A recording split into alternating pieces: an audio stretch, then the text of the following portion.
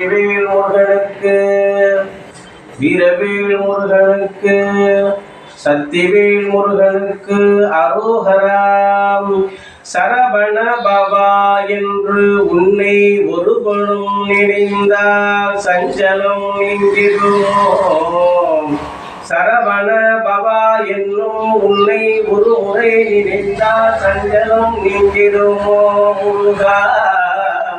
சக்தி வடிவேலனே சிவ சுப்பிரமணியனே எங்கள் வேலவனே, வடிவேலவனே செந்தூராளும் சிவபாலனே, குன்றிலாலும் குமரனே, குறை நீக்கும் வடிவேலனே, சிவம் என்னும் சொல்லும் சிவசுப்பிரமணியனே எங்கள் புகனே, தண்டாயுதனே, செந்தில் வடிவேலனை நினைந்துருகி நின்றேன் நான் எங்கள் பழனியப்பனே. உனையன்று உலகில் ஜோதி வடிவான சிவசுப்பிரமணியனே, நிலையென்று யாதொன்றும் இல்லையே ஐயா. குறை தீர்க்கும் நாதனே, குண்டிலாலும் குமரனே, செல்வ குமரனே எங்கள் சிவசுப்பிரமணியனே. வேல் உண்டு வினையில்லை, மயில் உண்டு பயமில்லை, புகனுண்டே குறைவில்லை மனமே. மிருக குணத்தை அளித்த வடிவேலும் எங்கள் வடிவேலனே. வேலுண்டு வினையில்லை, மயிலுண்டு பயமில்லை, புகனுண்டே குறைவில்லை மனமே.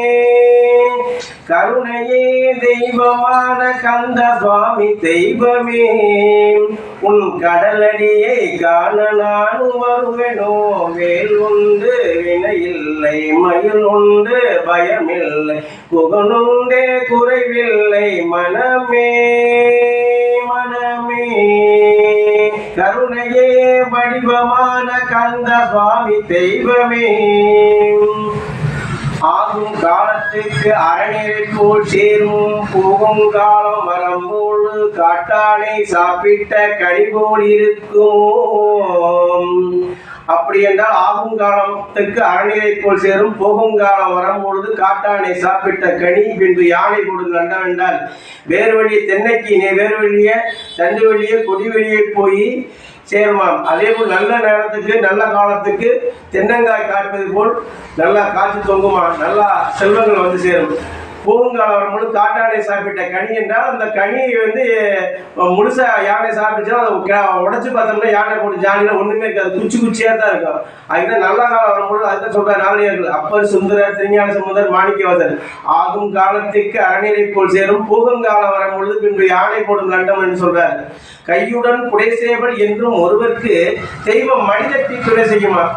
திருவள்ளுவர் சொல்றார் திருக்குறள்ல, உழைப்பவனுக்கு கடவுள் என்னைக்கும் கூட நின்று கோமணம் கட்டி கொண்டு வேலை செய்து கொண்டிருப்பாரா கடவுள் முயற்சி.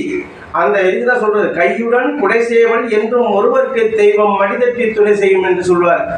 அடுத்தது வந்து ஈதவர் இசைப்பட வாழுதல், அவருடன் ஊதியம் உயர்தல்.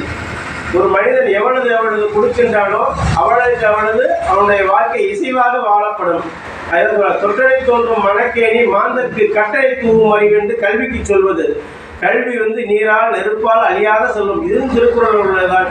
ஆனால் எவ்வளவுக்கு ஒரு மனிதன் வந்து ஒழுக்கம் நெறியோட நல்லிடத்தையோட வாழ தெரிஞ்சு கொண்டானோ, தீய வழிக்கு போகாம தீயாவோட இணங்காமல் நல்ல வழியில் சேர்ந்து நல்ல வழியில் செல்வம் சேர்த்த போது நல்ல பயனுள்ள வாழ்க்கை கிடைக்கும். பின்பு நல்லவனுக்கு சோதனை வரும், ஆனால் இறைவன் கைவிட மாட்டான்.